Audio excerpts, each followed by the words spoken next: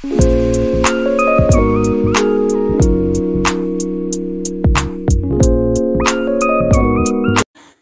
Everyone and welcome back. So इस drama के last part में आप सभी का स्वागत है। So let's begin the explanation. उससे पहले please don't forget to subscribe our beautiful channel, okay, and also follow me on Instagram. मैं ये हमेशा कहना भूल जाती हूँ, क्या करो। वैसे मेरी भी गलती है, मैं कभी अपना डिस्क्रिप्शन ढंग से डालती भी नहीं हूँ, बट अब डाल दूंगी।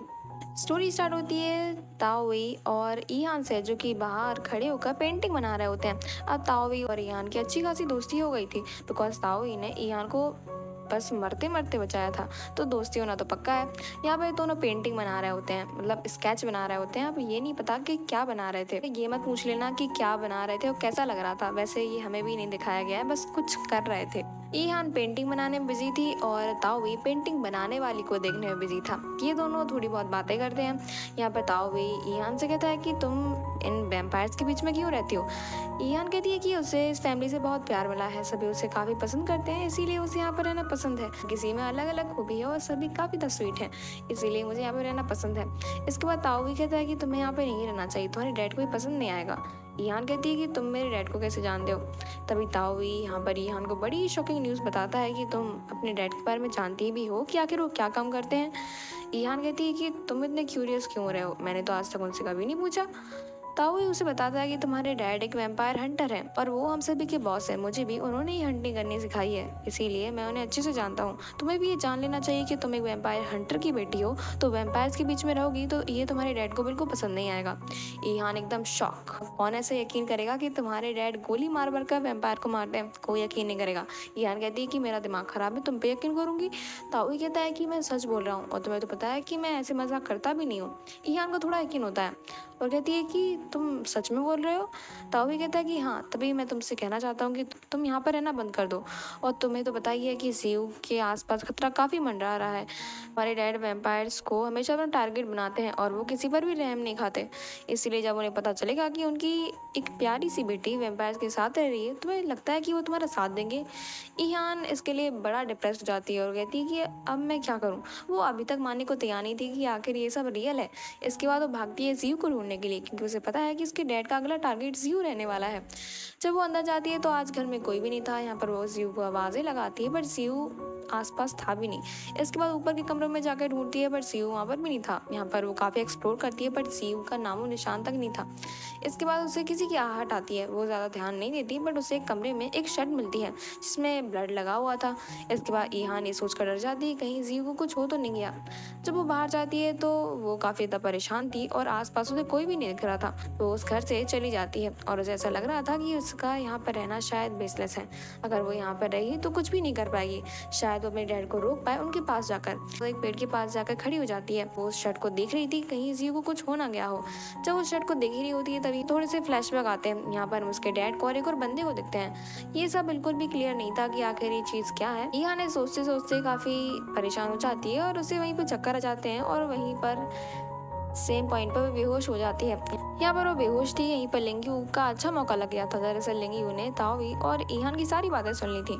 इसके बाद लिंग्यू को पता था कि अब उसके पास इससे अच्छा मौका नहीं मिलेगा ईहान को पकड़ने का। इसके बाद वो ईहान को वहाँ से ले जाता है। तभी सारे फैमिली मेम्बर्स को देखते हैं। इतने में ही जीव घर पर आता है। यहाँ पर वो ईहान को आवाज़ें लगा रहा था कि ईहान कहाँ पर है। सारे फैमिली मेम्बर्स कहते हैं कि तुम्हारे साथ तो ईहान थी ना। सीयू कहता है कि मेरे साथ क्यों होगी, वो तो मेरे साथ गई भी नहीं, वो घर पर थी ताओई के साथ, आई थिंक। यहाँ पर सभी लोग काफी ज्यादा परेशान थे कि आखिर ईहान गई तो गई कहाँ। किसी को भी पता नहीं था कि आखिर वो कहाँ गई। जीव कहता है कि मुझे तो पक्का पता है कि हो ना हो ताओई ने कोई गड़बड़ की है, बिकॉज वो लास्ट टाइम ताओई के साथ ही थी। इसके बाद जीव भागता है ताओई को पकड़ने के लिए। अब एक उनके फैमिली मेम्बर गायब हुए हैं तो वो सारे तो जाएंगे ही। इसके बाद पहले तो मोही जाता है, यहाँ पर मोयान भी साथ में जाएगा, बिकॉज ताओई की बात है। शुन कहाँ पीछे रह जाएगा जब जीव जा रहा है। और बेचारा शीशे अकेला घर पे बचता है और कहता है कि एक मिनट, मुझे छोड़ के सारे चले गए, मैं घर पे अकेला कैसे रहूँगा। अब शीशे काफ़ी ज़्यादा छोटा है तो वो भी पीछे पीछे चला ही जाता है।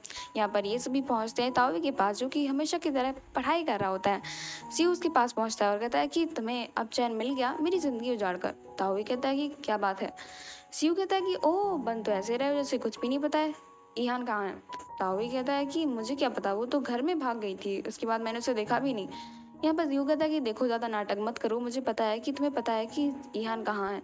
ताओ कहता है कि अगर ईहान गायब हुई है तो हमें उसे ढूंढना चाहिए, ना कि तुम्हें मुझसे लड़ना चाहिए। जियो तो कुछ मानने को तैयार नहीं था। इसके बाद वो ताओ की कॉलर पकड़ लेता है और कहता है कि तुम्हारी अकल तो मैं अभी ठिकाने ला दूंगा, वो भी 2 पंच में। इसके बाद मोयान दोनों को दूर करता है और कहता है कि लड़ने का टाइम नहीं है। ताओ कहता है कि वही तो मैं बात कर रहा हूँ, हर चीज़ सिर्फ पंच से सॉल्व नहीं होती, कभी कभी दिमाग भी लगाना चाहिए। यहाँ पर ताओबी के पास कुछ कंपास टाइप कुछ रहता है जिसकी वजह से वो लोकेशन ट्रेस कर सकते हैं। अब ये कुछ पता नहीं है, ये कुछ होगी तंत्र मंत्र टाइप की चीज़ें। इसके बाद ये सभी कार में बैठते हैं और मैंने इस ड्रामा में पहली बार कार देखी है, तो आपने भी देखी ली होगी। इसके बाद वो कार में बैठकर एक फैक्ट्री के पास पहुंचते हैं। यहीं पर हम लिंग्यू, ईहान उसके डैड को देखते हैं। यहाँ पर लिंग्यू ने ईहान के डैड को बांध कर रखा था। जब ईहान को होश आता है तो यहाँ पर अपने डैड को देखती है जो बेचारे बंधे थे। इसके बाद ईहान अपने डैड के पास भागती है, तभी लिंग्यू उसे नीचे पटक देता है। यहाँ पर अपने तंत्र मंत्र ईहान पे यूज कर रहा था। इसके बाद उसके डैड लिंग्यू पर गुस्सा होते हैं कि एक बार मेरे हाथ खोलो, फिर तुम्हें मौत के घाट में उतारता हूँ। इसके बाद लिंग्यू ईहान के डैड के मुंह में कपड़ा ठूस देता है और कहता है कि तुम बहुत बकबक करते हो, इसलिए थोड़ा चुप रहो। आफ्टर दैट वो ईहान को अपने तंत्र मंत्र से बेहोश कर देता है और उस पर कुछ करने लगता है, मतलब ऐसा कुछ जिसकी वजह से ईहान की जान को खतरा हो सकता है। इतने में ही सारे फैमिली मेंबर्स वहाँ पर पहुँचते हैं। यहाँ पर जियो ईहान को पकड़ने के लिए होता है, बट ईहान के आसपास बने चक्र से वो ईहान के पास नहीं पहुँच पाता। यहाँ पर लिंग्यू कहता है कि तुम सब अब कुछ भी नहीं कर सकते, अब गेम ओवर है। इस लड़की को मारने के बाद मुझे वैम्पायर्स में सबसे बड़ा ओहदा मिल जाएगा और उसके बाद मैं इस दुनिया पे राज करूंगा। जैसे कि हर ईवल पावर का यही सपना होता है कि यहाँ पे राज करे, ऐसा कोई लिंग्यू का भी सपना है। यहाँ पर वो एक इंसान को मारकर उसकी शक्तियाँ पाकर वगैरह वगैरह, और इसके बाद वो दुनिया पे राज करेगा, ऐसा कुछ उसका प्लान है। इसके बाद वो एक एक करके इन सारे वैम्पायर को और इन वैम्पायर हंटर को मार देगा, बिकॉज इन्होंने उसकी नाक में दम कर रखा है। यहाँ पर सारे फैमिली मेम्बर्स उसे डिस्ट्रैक्ट करने की कोशिश करते हैं। सबसे पहले शीशी का गला पकड़ लेता है। इसके बाद मोयान उसे फ्रीज कर देता है, लेकिन जब तक सी उस पर अटैक कर पाता वो मोयान के पीछे उसे स्टेप करने वाला था। इतने में ही ताओ वही उसे गोली मार देता है। यहाँ पर उसे गोली तो लग गई थी, उसने अभी तक हार नहीं मानी थी। इतने में ही जीव उस पर अटैक करता है, लेकिन वो जीव पर भारी पड़ रहा था। जब वो जीव को मारने वाला ही होता है, इतने में ही शुन आगे आ जाता है और इसके बाद उसे वो चाकू लग जाता है। एट द सेम पॉइंट शुन को काफ़ी बड़ा घाव लगता है और इसके बाद वो अपनी आखिरी सांसें यहीं से गिनना स्टार्ट करता है। यहीं पर जो ताओई है वो ईहान के डैड को आज़ाद कर देता है और एक दोनों ईहान के पास भागते हैं। बस शुन की हालत ख़राब थी और उसके बचने की कोई चांस नहीं थे। शुन कहता है कि मुझे माफ़ कर दो कि मैंने तुम्हें इतना परेशान किया, मैंने ईहान की जान भी खतरे में डाली, शायद मैं यही डिज़र्व करता था। सी उससे कहता है कि तुम हर वो चीज़ डिज़र्व करते थे जो कि इस दुनिया में परफेक्ट है। यहाँ पर शुन उसे सॉरी बोलता है और थैंक यू भी बोलता है कि उसके फैमिली मेम्बर्स ने उसे इतना प्यार दिया। इसके बाद शुन की एट द सेम पॉइंट वहीं पे डेथ हो जाती है। इसके बाद ईहान को देखते हैं। यहाँ पर ईहान शुन को देखने के लिए भागती है, बट उसके डैड उसे पकड़ लेते हैं और कहते हैं कि तुम वैम्पायर सेंटर की बेटी हो और तुम वैम्पायर के पास नहीं जा सकती। वो मेरी गलती थी कि मैंने तुम पर इतने दिनों तक ध्यान नहीं दिया और ये तुम्हारी जान पर बनाई थी, वो भी सिर्फ इन वैम्पायर्स की वजह से थी। इसके बाद वो ईहान को लेकर वहाँ से चले जाते हैं। यहाँ पर ईहान शुन और जीव को देख रही थी, बिकॉज वो नहीं जाना चाहती थी। उसे जितना प्यार इस फैमिली से मिला है शायद उसके डैडी कभी दे पाए होंगे।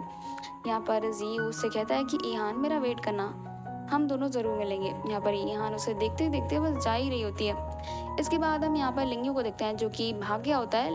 इसके बाद वो यहाँ पर अपने मास्टर से मिलता है। यहाँ पर उसके मास्टर उससे भी ज़्यादा ताकतवर होते हैं और वो लिंग्यू के घाव एक पल में ठीक कर देते हैं। यहाँ पर वो लिंग्यू से कहते हैं कि अभी हमारी हार नहीं हुई है और हमारे पास करने को बहुत कुछ है। सो इसी के साथ ये ड्रामा यहाँ पर ख़त्म होता है विथ लॉट ऑफ सस्पेंस। मुझे नहीं लगता इस ड्रामा में कुछ भी क्लियर हुआ है, सिर्फ शुन की डेथ हो गई तो शुन का तो दी एंड हो ही गया। ताओई, ईहान के डैड, ईहान, जीयू और मोस्ट इम्पॉर्टेंट लिंग्यू, कुछ भी क्लियर नहीं था। इसका सेकंड सीजन भी आया है आई गेस, बट मुझे इसके बारे में भी कुछ पता नहीं है। तो मिलते हैं नेक्स्ट ड्रामा या फिर मूवीज़ के साथ। So thank you so much guys for watching and don't forget to subscribe and follow me on Instagram. So मिलते हैं नेक्स्ट पार्ट के साथ।